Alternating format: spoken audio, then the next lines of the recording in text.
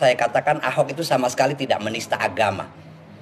Yang dilakukan atau yang diucapkan Ahok di Kepulauan Seribu itu merupakan kritik terhadap fakta bahwa memang ada orang yang menggunakan ayat-ayat agama untuk menolak kepemimpinan Pak Ahok atau pencalonan Pak Ahok sebagai gubernur Jakarta. Rahayu Sakung Dumadi, semoga segala makhluk berbahagia. Sampurasun, Om Swastiastu, Namo Buddhaya. Salam sejahtera, salam kebajikan. Halo sahabat-sahabat warga Nusantara, warga negara Republik Indonesia. Sebagian dari Anda mungkin masih ingat ya, beberapa tahun yang lalu, yaitu sekitar 2016 ya, Pak Ahok ya, alias Basuki Cahayapurnama ya, pernah dituduh telah menista atau menodai dan menghina agama Islam. Ya, itu sebuah kejadian yang cukup fenomenal ya. Hanya gara-gara Pak Ahok berkata, jangan mau dibohongi pakai ayat Al-Maidah 51. Cuman gara-gara ngomong gitu aja.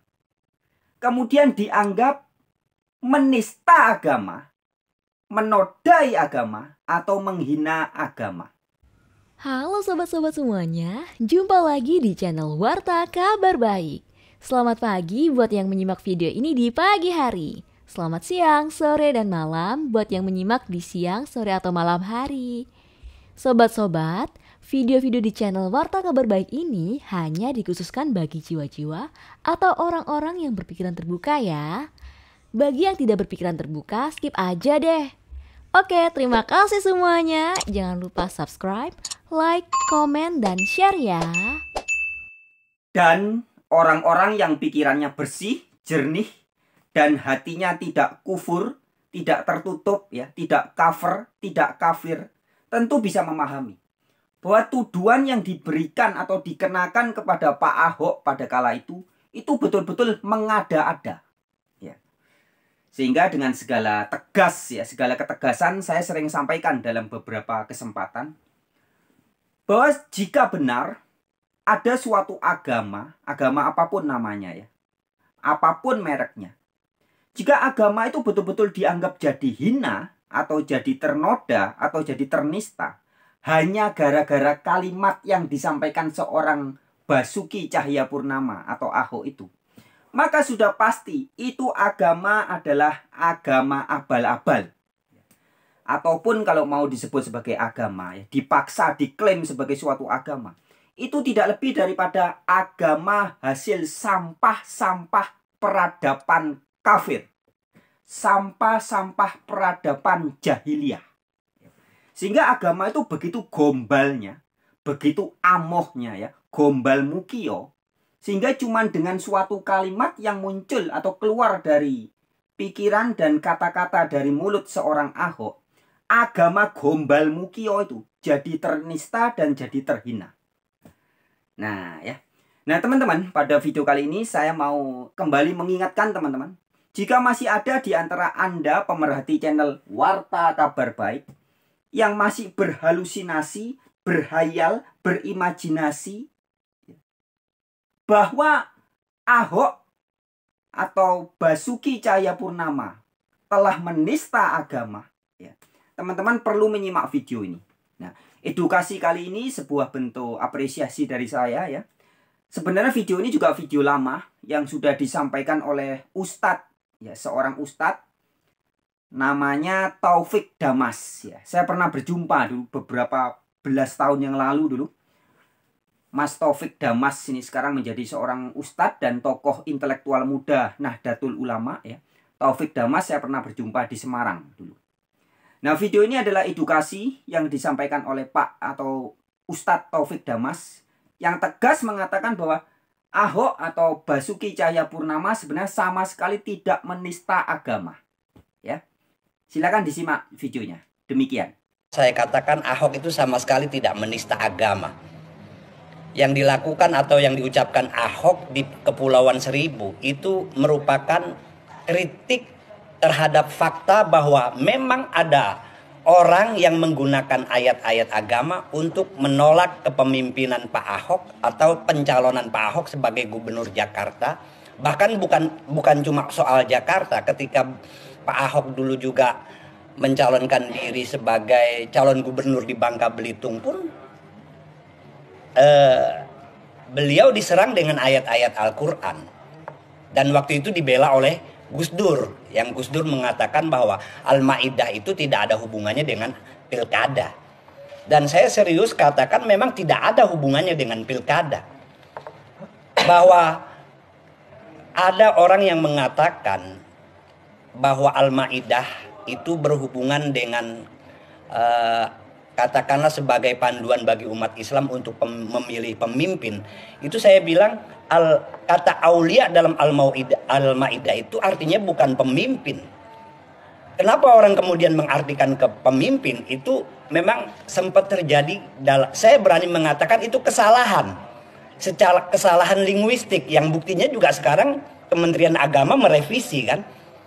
Kalau tidak mengakui sebagai kesalahan, kenapa harus direvisi?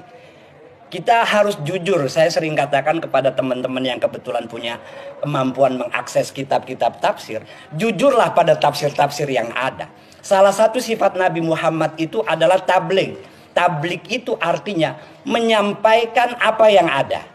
Nah, kalau kita sebagai intelektual muslim atau ulama tidak menyampaikan apa yang kita ketahui sebagaimana adanya, itu namanya kita tidak meniru Nabi. Bahkan lawannya yaitu kitman, menyimpan pengetahuan, dan itu adalah sesuatu yang sangat tercela di dalam agama. Jadi kalau kita lihat tafsir-tafsir di dalam mengenai ayat-ayat Al-Maidah itu, bagi saya tidak semuanya itu, justru lebih cenderung mengartikan sebagai aulia itu adalah sebagai teman dekat, sebagai mitra, sebagai pelindung. Jadi secara harfiah ayat itu melarang orang Islam berteman dekat, meminta perlindungan kepada orang non-muslim. Yang konteksnya ketika itu adalah Yahudi dan Nasrani. Dan konteksnya dalam konteks perang, bukan dalam konteks damai. Itu hal yang sangat wajar. Zaman sekarang pun umpamanya, katakanlah orang Jakarta perang sama orang Bandung. Konkret nih, Jakarta perang sama orang Bandung. Tentu sebagai pemimpin saya, umpamanya di Jakarta saya sebagai pemimpin, saya marah kalau ternyata ada orang Jakarta berdekat-dekatan dengan orang Bandung. Apalagi orang Jakarta itu adalah juga orang yang tahu tentang strategi, tentang kekuatan yang kita miliki. Karena itu kan bahaya dalam konteks perang. Bisa jadi ketika dia minta perlindungan dengan orang yang kita hadapi, malah mereka akan membuka rahasia dan lain sebagainya. Nah, tapi dalam konteks hidup berdamai dan lain sebagainya, tentu ayat-ayat itu tidak bisa diterapkan secara sembarangan. Lebih dalam lagi, saya sering katakan, orang Kristen itu bukan kafir. Ini lebih dalam lagi kalau kita mau serius baca kitab-kitab yang ada di dalam pemikiran keislaman itu. Apalagi Al-Quran, setiap kalimat yang mengandung kalimat kafaro dengan berbagai derivasinya itu tidak selamanya itu berarti orang non-muslim. Orang kafir itu justru adalah orang yang punya kecenderungan menutupi. Kebenaran ditutupi, itu kafir. Kebaikan ditutupi, itu kafir. Orang yang curang, koruptor, itu kafir. Jadi saya sekali lagi ingin mengatakan bahwa secara ilmiah, kalau bicara secara landasan teologisnya, tidak sama sekali ada kekuatan bagi orang-orang yang menuduh Pak Ahok itu telah menistakan agama atau Al-Quran. Jadi landasan teologisnya itu lemah. Ya mohon maaf, saya juga sering bicara dengan teman-teman, kenapa sih tidak jujur pada pengetahuan kalian yang kalian ketahui itu. Bahwa tafsir-tafsir yang ada itu sama sekali tidak ada yang berbicara bahwa ayat Al-Maidah, terutama kalimat aulia itu berarti pemimpin. Bahkan terjemahan Al-Quran dari berbagai bahasa itu tidak ada yang menerjemahkan kata aulia itu sebagai pemimpin. Karena memang bukan gitu loh. Di negara-negara Arab pemimpin itu tidak ada yang disebut wali. Aulia itu kan jamak, tunggalnya itu wali. Yang ada itu pemimpin itu disebut rois, imam, zaim, atau khalifah yang memiliki makna-makna filosofis yang berbeda-beda. Rois itu artinya, asal katanya itu rosun, kepala. Seorang pemimpin itu kan memang kayak kepala kan. Maka seorang pemimpin di negara Arab sekarang ini ada yang disebut rois, artinya kepala. Yang kedua zaim. Zaim itu adalah orang yang memiliki visi yang luas, visi yang jauh. Maka seorang pemimpin itu disebut zaim. Yang ketiga khalifah. Khalifah itu asal katanya dari kholafa. Kholafa itu artinya gantian. Maka yang namanya pemimpin itu harus mau gantian, nggak boleh seumur hidup. Nah, teman-teman nih yang sering bicara tentang khilafah, itu makna khilafah yang hakiki secara linguistik aja mereka nggak paham.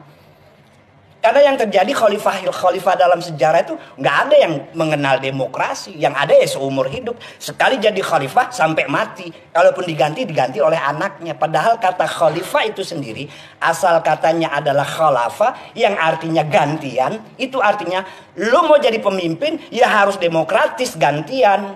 Ya, kayak di Indonesia inilah sekarang gitu kan, dibatasi 2 periode.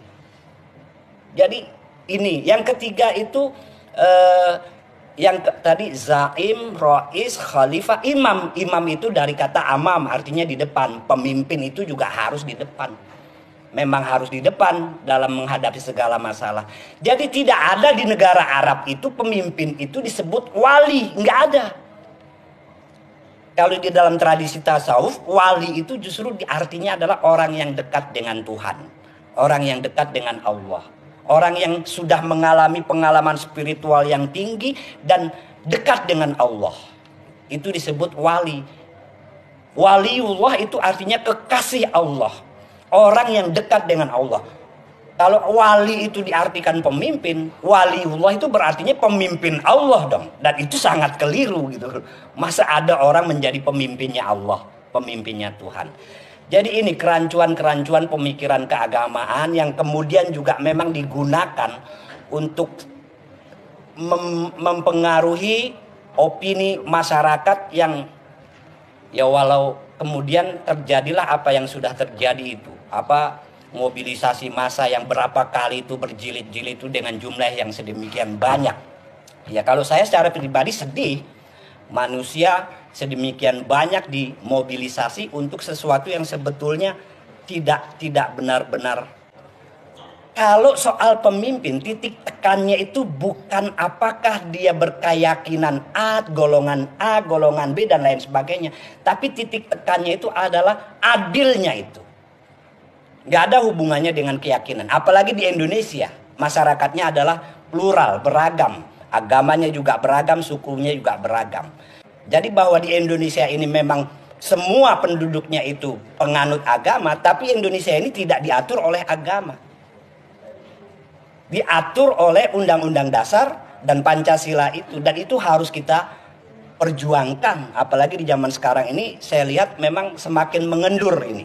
Soal nilai-nilai kebangsaan ini. Oke teman-teman, sekian aja ya edukasi yang kita sampaikan pada kesempatan ini. Saya hanya ingin mengingatkan kembali ya, bahwa sesungguhnya Ahok atau Basuki Cahayapurnama sama sekali tidak pernah menista agama Islam. Sebab agama Islam yang sejati ya, Islam yang asli, Islam yang mulia, itu tidak pernah bisa terhina atau ternoda atau ternista oleh sebab apapun juga. Dan begitu juga dengan semua agama yang lain. Hindu Dharma yang asli, Buddha yang sejati, Konghucu yang asli, Kristen yang asli, Kapitayan yang asli, dan semua agama-agama yang murni tidak pernah bisa jadi hina atau ternoda atau ternista oleh sebab apapun juga. Sehingga kalau ada suatu agama, apapun mereknya, kemudian dianggap jadi ternista, terhina, ternoda, hanya gara-gara suatu kalimat pendek yang disampaikan oleh Ahok atau Basuki Cahayapurnama. Sekali lagi dengan tegas harus saya katakan, itu adalah agama. Itu sebenarnya bukan agama ya. Itu pasti ajaran gama alias kacau. Agama artinya tidak kacau. Sedangkan kalau ada ajaran gombal mukio yang dikit-dikit ternista, dikit-dikit ternoda, dikit-dikit terhina, itu pasti bukan agama, tapi gama. Tapi kalau seandainya pun kelompok itu menganggap mereka itu sebagai suatu agama, atau sesuatu yang kacau itu dianggap sebagai agama, ya, maka itu tidak lain adalah agama gombal mukio, agama gombal amoh, ya. Sampah-sampah peradaban jahiliyah, sampah-sampah peradaban kafir. Oh, tenan. Oke sahabat-sahabat, sekian dulu pada video kali ini. Sampai jumpa di video yang lain. Tetap semangat. Rahayu Sakung Dumadi. Semoga segala makhluk berbahagia.